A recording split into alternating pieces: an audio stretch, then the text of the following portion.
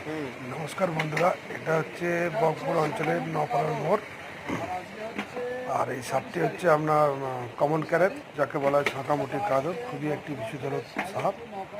আর এই সাপটা হচ্ছে আপনার রাতেই বেশিরভাগ ক্ষেত্রে বেরোয়, আর খুবই বিষধর সাপ। এই ভাইয়ের দোকানের পাশেই ছিল। এর কাছে নিউরোটক্সিন বিষ আছে, আর এর দাঁতগুলো হচ্ছে খুব সূক্ষ্ম দাঁত হয়। এই যাকে বাইট করে হচ্ছে মশার মতো বাইট করে, মানুষ বুঝতেও পারে না, যার জন্য একে সাইলেন্ট কিলারও বলা হয়। কামড়ে দিলে এর 3 থেকে 4 ঘন্টা লাগে এর বিষের প্রভাব পড়তে।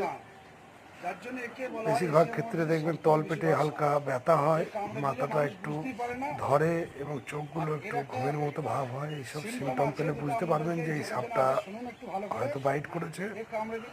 আর এই সাপ বাইট করলে অযথা সময় নষ্ট করবেন না, যত তাড়াতাড়ি পারবেন নিয়ারের স্বাস্থ্যকেন্দ্রে গিয়ে ট্রিটমেন্ট করাবেন, নাহলে পেশেন্টের প্রাণও যেতে পারে। এই সাপ খুবই একটা বিষধর সাপ। নিজেদের খেয়াল রাখবেন, রাত্রিবেলা টর্চ ব্যবহার করবেন, আশপাশ জঙ্গল পরিষ্কার করবেন, কারণ সাপ অবলা প্রাণী, এরা পেটের জন্য আমাদের আশপাশে চলে আসে। আমাদের কি সতর্কতা নিতে হবে। ধন্যবাদ, সবাই ভালো থাকবেন। নষ্ট করেন তাহলে সে ব্যক্তির প্রাণঘাতী হবে এবং পেশেন্ট মারাও যাবে।